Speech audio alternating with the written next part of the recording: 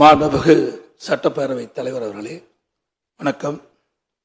பொன்மனச்சம்பல் புரட்சித் தலைவர் எம்ஜிஆர் அவர்களையும் இதயம் புரட்சித் தலைவி அம்மா அவர்களையும் முதலிலே வணங்கி, வரலாற்று சிறப்புமிக்க இந்த அவையில் புனிதமான இறக்கியில் பொறுப்பேற்றுள்ள மாண்புமிகு சட்டப்பேரவை தலைவர் அவர்களுக்கு எனது இதயபூர்வமான நல்வாழ்த்துக்களை முதலிலே தெரிவித்துக் கொள்கின்றேன்.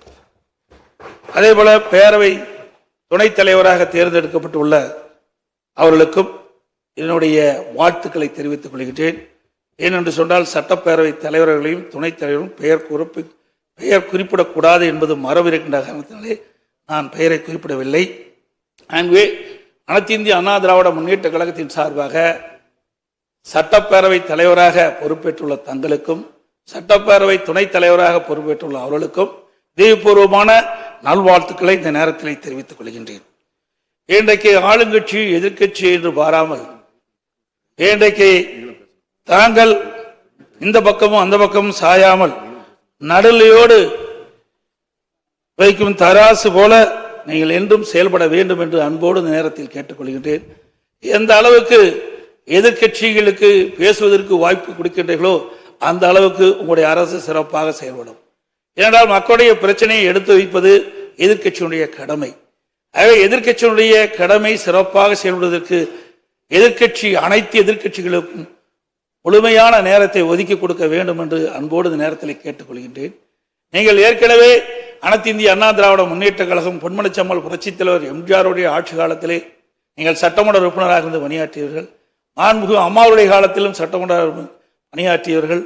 சட்டமன்ற பேர விதிகள் முழுமையும் நன்றாக தெரிந்தவர்கள், சிறப்பான முறையிலே பேசக்கூடியவர்கள், சிறப்பான முறையிலே அவையை நடத்தக்கூடிய திறமை மிக்கவர்கள்.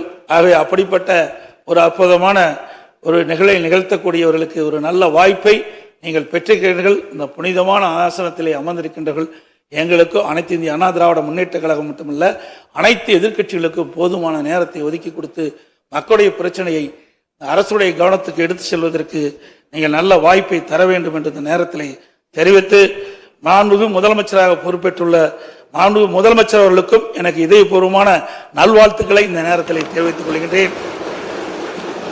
அதேபோல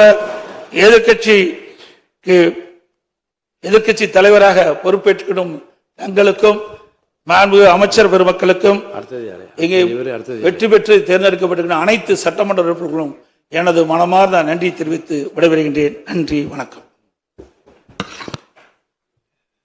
நீங்க திரு SP வேலுமணி அவர்களை கை தூக்குறீங்க, பேசணுமா?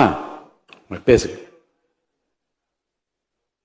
மாண்புமிகு பேரவைத் தலைவர் அவர்களே, மாண்புமிகு புரட்சித் தலைவர் எம்ஜிஆர், மாண்புமிகு புரட்சித் தலைவி அம்மா ஆகிய இருபெரும் தெய்வங்களை வணங்கி 17வது சட்டமன்ற பேரவைக்கு புதிதாக பொறுப்பேற்றுள்ள மாண்புமிகு முதலமைச்சர் அவர்களுக்கும் இருந்து சிறப்பான முறையில் பணியாற்றியவர். மாண்புமிகு புரட்சித் தலைவர், மாண்புமிகு புரட்சித் தலைவி ஆகியோர் அளப்பரிய அன்பை பெற்றவர். மாண்புமிகு புரட்சித் தலைவர் காலத்திலே மாண்புமிகு புரட்சித் தலைவி அம்மாவுடைய காலத்திலும் வில்லிவாக்கம் தொகுதியிலிருந்து சட்டமன்ற உறுப்பினராக தேர்ந்தெடுக்கப்பட்டு இந்த அவையில் சிறப்பான முறையிலே பணியாற்றியவர். அஇஅதிமுக பல்வேறு பொறுப்புகளில் சிறப்பான முறையில் பணியாற்றியவர். தற்போது 1000 விளக்கு தொகுதியிலே போட்டியிட்டு வெற்றி பெற்று 14வது சட்டமன்ற பேரவையில் நீங்கள் தலைவராக தேர்ந்தெடுக்கப்பட்ட நீங்கள் பழகுவதற்கு இனிமையானவர், பண்பாளர், எளிமையானவர். இந்த பேரவையில் பேரவைத் தலைவராக நடுநிலையோடு பணியாற்றி அண்ணன் டாக்டர் காளிமுத்து, அண்ணன் நம்முடைய ஜெயக்குமார், அதே போல மாண்புமிகு தனபால் ஆகியோர் வரிசையில் நீங்கள் இடம்பெற வேண்டும்.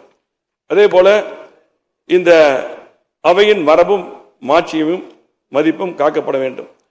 நீங்கள் நலுவா நாயகராக விளங்க வேண்டும் என்று கூறி இந்த அவையை தாங்கள் சிறப்புற வழிநடத்த வேண்டும்.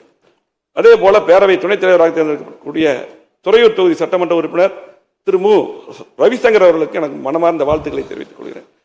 அதே போல தற்காலிக சபாநாயகராக பொறுப்பேற்று சிறப்பான முறையில் பணியாற்றிய கருப்பியா அவர்களுக்கும் வாழ்த்துக்களை தெரிவித்துக் கொண்டு, இன்றைக்கு ஒரு சிறப்பான உத்தரவை போட்ட மாண்பு முதலமைச்சர் அவர்கள் வழிபாட்டு தலங்கள் மற்றும் பொதுமக்கள் கூடுகின்ற இடங்களில் மதுக்கடை இருக்கக்கூடாது என்ற அற்புதமான அறிவிப்பை வெளியிட்டுள்ளார்கள். அவர்களுக்கும் எனது மனமார்ந்த வாழ்த்துக்களையும் நன்றியும் கூறி விடைபெறுகிறேன். நன்றி, வணக்கம்.